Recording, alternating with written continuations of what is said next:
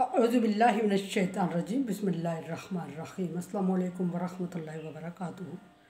सूरह नमल है मेरे सामने और सूरह नमल की आयत नंबर 5 है, पारा नंबर 19 और रुकू नंबर 16 है। आयत नंबर 4 में अल्लाह तबारक व तआला ने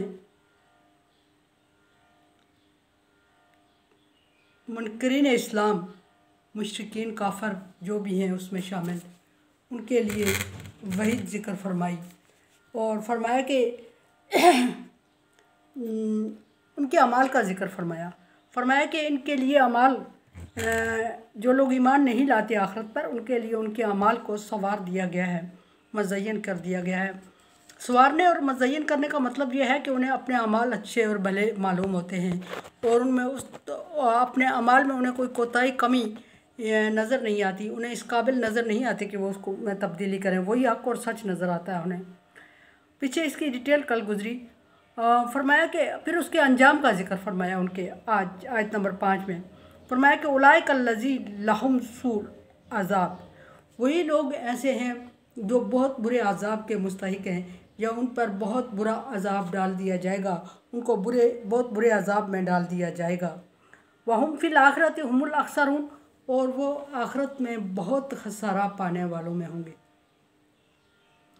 एक तो उन पर बुरा अज़ाब। अब फिर मैं ये अर्ज़ करूँगी कि जिस अज़ाब को अल्लाह तबारक व तआला बुरा कह रहे हैं वो बुरा अज़ाब मुराद है, जिसको हम बुरा समझ रहे हैं वो बुरा मुराद नहीं है।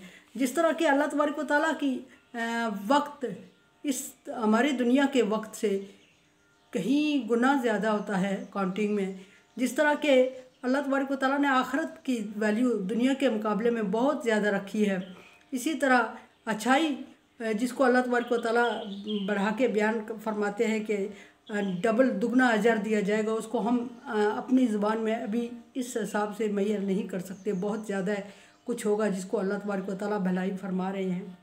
और इसी तरह बुराई अल्लाह तबारक व तआला फरमा रहे हैं कि उनके लिए सूअल अज़ाब, बहुत बुरा अज़ाब होगा।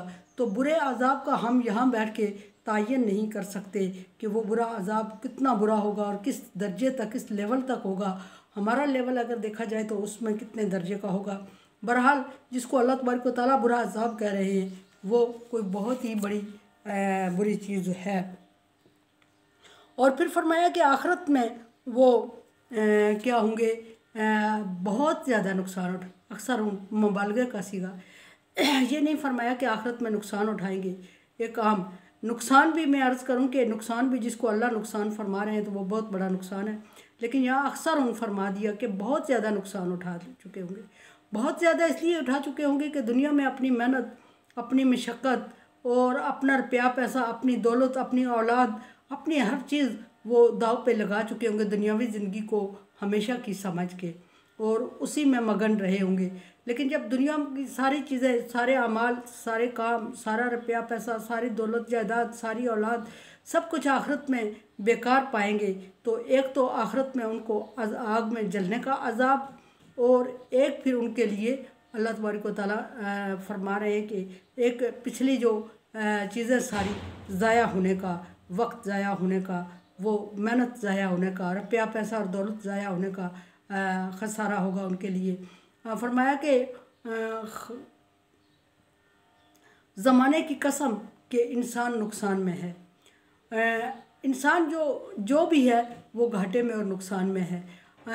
वल अस्र इन्नल इंसान लफ़ी खुस्र, ज़माने की कसम के इंसान नुकसान में है। लेकिन इस नुकसान से अल्लाह तबारक व तआला ने अपनी रहमत के मुताबिक कुछ लोगों को मुस्तस्ना करार दिया है, और वो मुस्तस्ना लोग कौन हैं?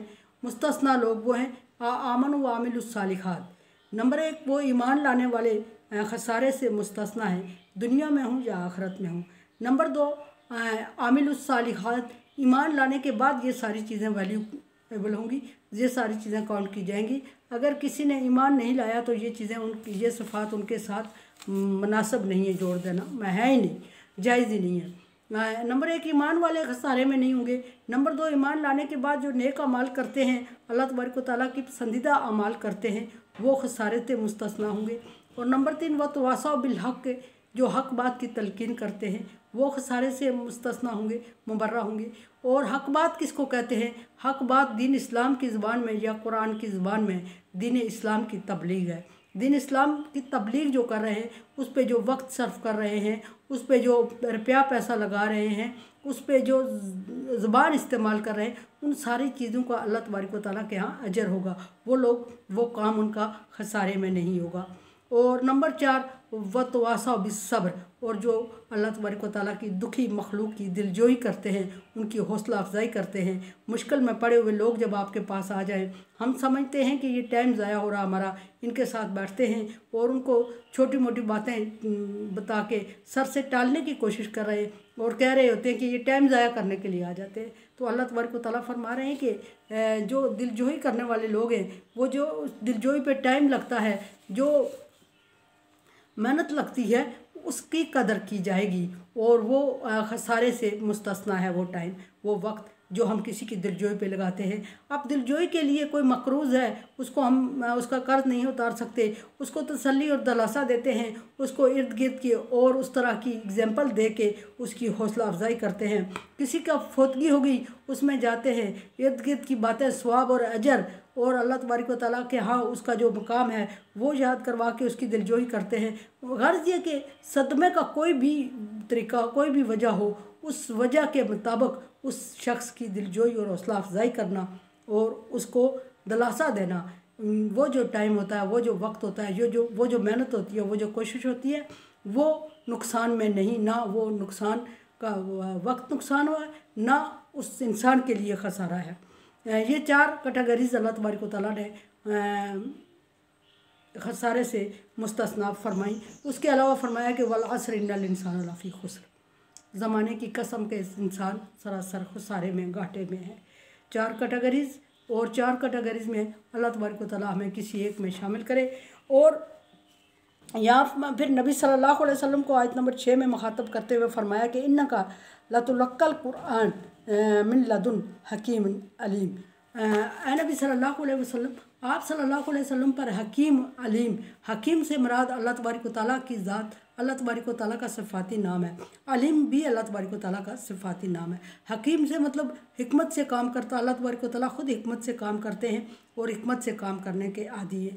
अलीम से मुराद बहुत ज़्यादा इल्म रखने वाला। अल्लाह तबारक व तआला ने इल्म के 100 दर्जे रखे, जिनमें से एक दर्जा तमाम दुनिया में तकसीम किया और बाकी 99 दर्जे अपने पास महफूज रखे। सो अल्लाह तबारक व तआला से ज़्यादा इल्म रखने वाला। इल्म का मतलब होता है जानना। अल्लाह तबारक व तआला गायब हाज़िर की चीज़ें जानता है, माजी, हाल और मुस्तकबिल के, इंसान के दिल के अंदर के राज, दिमाग के अंदर में सोचने चलने वाली सोच और अपने ख्यालात जो इंसान के होते हैं, जो जब तक वो शेयर ना करे किसी एक को पता नहीं चलते, वो सारे अल्लाह तबारक व तआला जानता है। सो अल्लाह तबारक व तआला का इल्म 100 दर्जे से भी ज़्यादा मुकम्मल है।